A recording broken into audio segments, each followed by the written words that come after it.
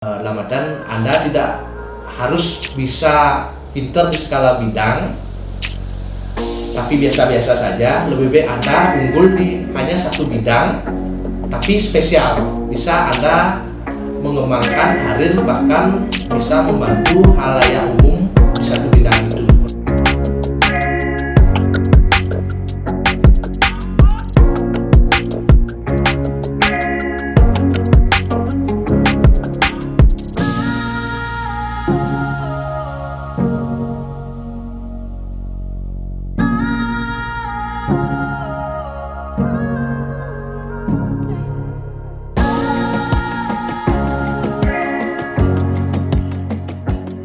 Baik, teman-teman, dapat sedikit saya ulas perjalanan karir saya di awal sampai sekarang, di mana segala sesuatunya tidak ada yang instan. Mungkin setelah saya tamat SMA dulu, harusnya saya dapat sekolah di STAN atau sekolah tinggi akuntansi negara, karena sesuatu dan lain hal akhirnya itu saya tinggal dan saya dapat kuliah akhirnya di Universitas Udayana, di mana kuliah di sana semester sama 1 dan 2 saya di reguler, dan sama karena tidak betah akhirnya saya pindah ke ekstensi semester 3, di mana ekstensi itu kan kuliahnya kuliah sore, otomatis yang tidak ada kegiatan. Kebetulan waktu senggang di siang itu, dan saya juga tinggalnya di lingkungan perumahan atau istilahnya kerennya dibilang BTN. Kebetulan ada tetangga yang jadi developer, akhirnya saya memberanikan diri melamar kerja paruh waktu di perusahaan developer tersebut, dimana awalnya pekerjaan saya itu istilah singkatan kerennya sebenarnya bagus, yaitu CS, tapi bukan cleaning service, bukan customer service, tapi cleaning service. Seiring waktu berjalan, akhirnya saya bekerja secara otodidak, di mana kalau salah awal kali bekerja saya itu tahun 2022. Bekerja 2 tahun, perusahaan tempat bekerja saya itu mengalami kemunduran dan kefailitan tahun 2024, di mana karyawan-karyawan yang lainnya sudah pada berhenti bekerja karena ada ikatan emosional dan hubungan kekerabatan. Akhirnya saya tetap bekerja di sana, di mana akhirnya suatu ketika saya ditawarkan sama owner perusahaan tersebut membuat perusahaan baru, yaitu PT Bumi Cempaka Asri atau BCA ini yang saya kelola sekarang. Perjalanan waktu akhirnya saya belajar bekerja secara otodidak dengan umur yang masih sangat belia sekali. Kalau salah waktu itu umur saya sekitar 24 tahun, sudah mulai mengelola perusahaan dengan di dunia properti yang sangat kompleks sekali permasalahannya, plus permasalahan PR perusahaan saya, tempat bekerja saya yang lama. Akhirnya dengan segala keterbatasan saya berusaha mengoptimalkan diri tanpa disadari mungkin perusahaan itu berkembang, di mana kita tahun 2006 mendapatkan proyek-proyek yang lumayan besar dan prestisius, di mana salah satu proyek yang paling prestisius yaitu di Beleng kita membuat perumahan pegawai negeri Beleng. Waktu itu kalau salah bupatinya Pak Bagiade. Kita disuruh membuat, dan itulah sebenarnya cikal bakal perumahan subsidi di Bali, di mana kita menjadi pionir atau penggagas pertamanya untuk perumahan subsidi kalau salah tahun 2006, dan itu dibayar gininya hasil kerja keras kita.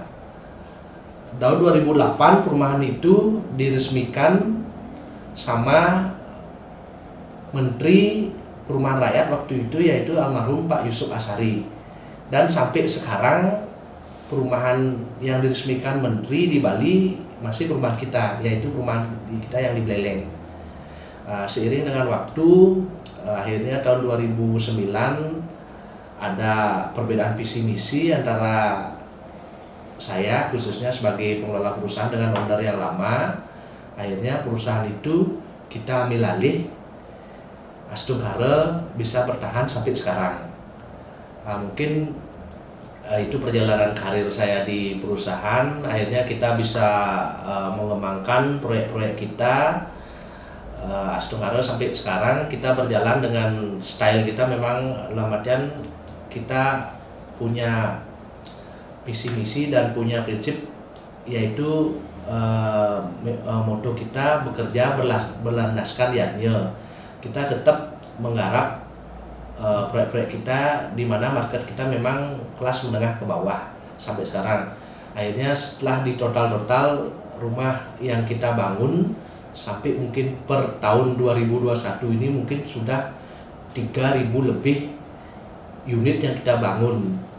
Ada beberapa titik bahkan ada sampai di luar daerah, tapi sebagian besar kita fokusnya bekerja di daerah Tabanan, yang mungkin udah 2.000 lebih kita buat di Tabanan.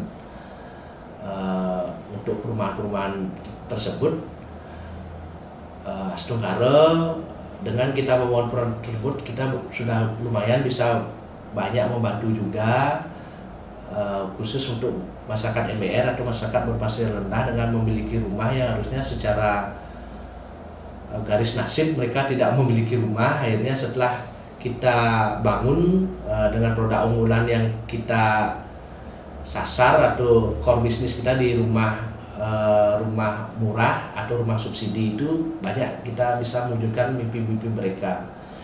Terus di karir asosiasi, saya memang dari awal sudah di RE, di mana dulu perusahaan tempat saya bekerja itu memang kantornya di DPD RE Bali di lantai 2.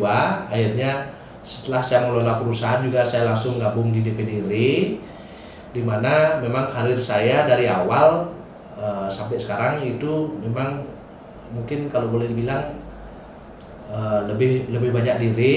Akhirnya mungkin dipercaya setelah saya mengelola perusahaan menjadi pengurus. Akhirnya sampai terakhir 2020 akhirnya saya dipercaya selaku Ketua DPD RE Bali dengan di usia yang mungkin masih sangat muda, di mana usia saya pada saat menjadi Ketua DPD RE Bali 38 tahun.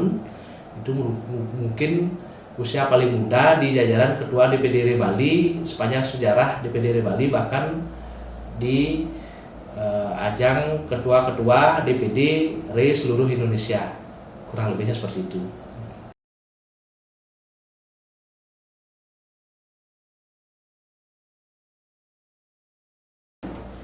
Kalau boleh dibilang karir saya ini dari awal sampai sekarang memang khusus di properti, kalau boleh dibilang spesialisnya saya di properti, karena kalau boleh dibilang ilmu lain saya tidak begitu paham, karena dari awal karir saya dari cleaning service, akhirnya mungkin di manajemen proyek dan yang lain-lain sampai menjadi direktur PT.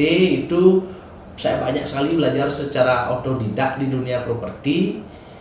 Ya, Astungkare mungkin apapun itu, dalam artian di dunia properti ini banyak sekali mengasih saya pengalaman, dan bahkan sampai akhirnya saya bisa berkarya dan dikenal karena memang ya dunia properti ini. Dan kalau boleh lebih dikhususkan ya seperti yang saya bilang tadi, saya memang lebih banyak bergerak di properti pun di segmen menengah ke bawah, kurang lebihnya seperti itu.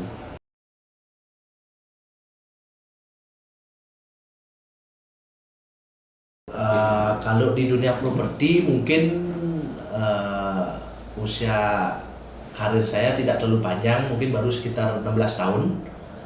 Di mana 16 tahun ini memang banyak sekali perjalanan suka dukanya di dunia properti, tapi ya Astungkare lah sampai sekarang masih bisa bertahan, di mana dari awal seperti yang saya bilang tadi, kita mengelola properti ini dari usia yang sangat belia. Belum sama sekali belum dikenal dengan bank dan segala macamnya. Kita memang berusaha membuat brand value agar kita dikenal. Ya, Astungkare akhirnya brand value kita dengan BC Allen-nya. Kalau boleh saya spesifikkan lagi, kita membuat rumah-rumah murah itu kalau diplesetkan sama teman-teman pengembang saya dibilang rumah burung. Akhirnya saking banyaknya rumah burung yang saya buat, akhirnya saya malah dijuluki atau dikasih gelar Raja Rumah Burung, kurang lebih seperti itu. Terus pengalaman kita yang lainnya masalah pembebasan lahan, terus masalah mungkin masalah dan yang lain-lainnya. Memang properti ini kan memang sangat kompleks sekali, dan saya memang seperti saya bilang, saya banyak sekali mendapatkan ilmu di dunia properti, dan mungkin untuk kedepannya masih banyak juga yang saya belum ketahui. Ya setungkara saya juga bercita-cita sampai ke tahun-tahun ke depan saya mungkin lebih banyak tetap berfokus di dunia properti.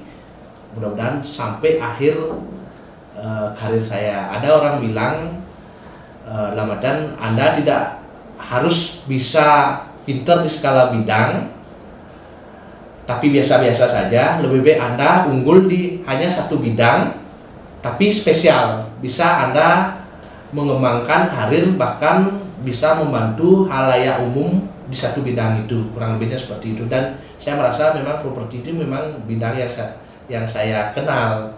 Biarpun bidang-bidang yang lain saya tidak begitu kenal, kurang lebihnya seperti itu.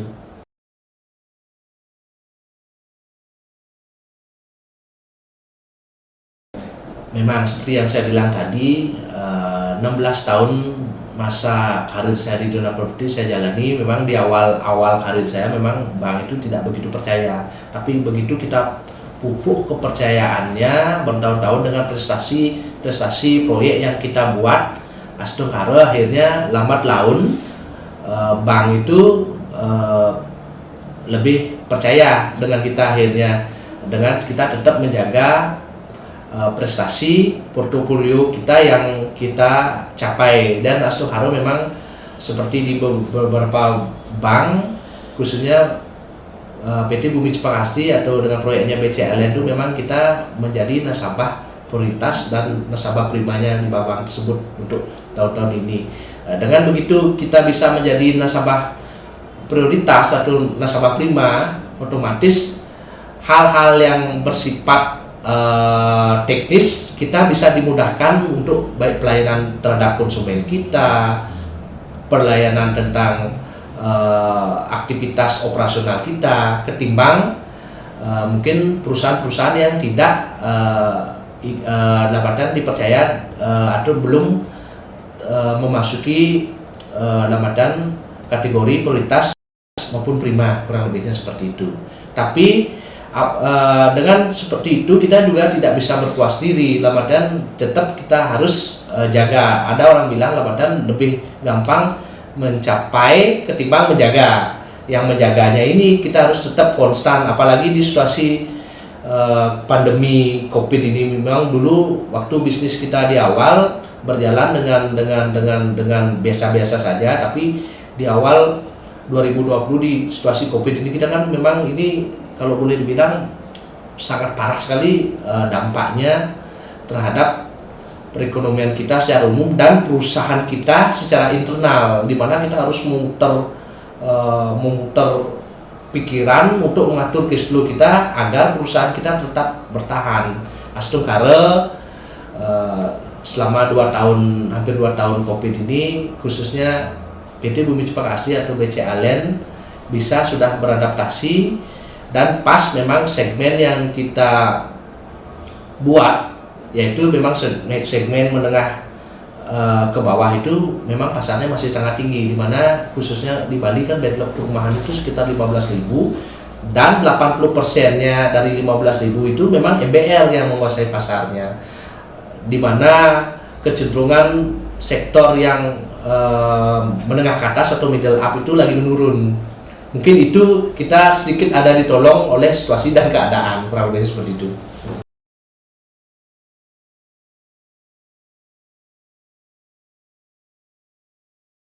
Ya, mungkin saya ada sedikit insight atau beberapa tips khusus untuk teman-teman pemula yang mau berkecimpung dalam hal usaha ataupun dunia properti. Mungkin satu yaitu ketekunan atau kejujuran, di mana kita dalam hal berusaha kita harus jujur dan tekun dalam menjalaninya. Dengan catatan apabila usaha yang kita jalanin tidak kita jalanin dengan jujur, otomatis akan menunggu kehancurannya saja. Nah, terus yang kedua, konsisten dalam menjalankan usaha, di mana banyak orang menjalankan usaha hanya angkat-angkat ayam aja, dan di mana dia di awal menggobu-gobu menjalankan usaha, begitu menemukan sedikit kendala atau segala macamnya, mereka akan cenderung down dan susah untuk move on lagi. Di sanalah letaknya ketahanan kita atau ujian kita menjadi entrepreneur sebenarnya, di kontinuitas atau kita menjalankan perusahaan. Yang terakhir yaitu kita konsisten menjaga kepercayaan yang telah kita dapatkan semasa menjalankan perusahaan, di mana apabila kita biasanya sudah sukses menjadi pengusaha atau pengembang, banyaklah datang godaan-godaan misalnya kita konsumtif dan yang lain-lainnya. Mungkin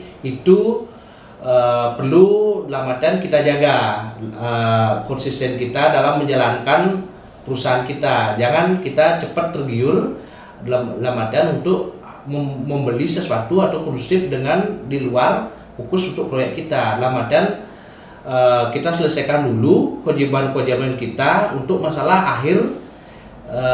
Di belakang masalah hasil, ada orang bilang hasil tidak akan mengkhianati proses, kurang lebihnya seperti itu.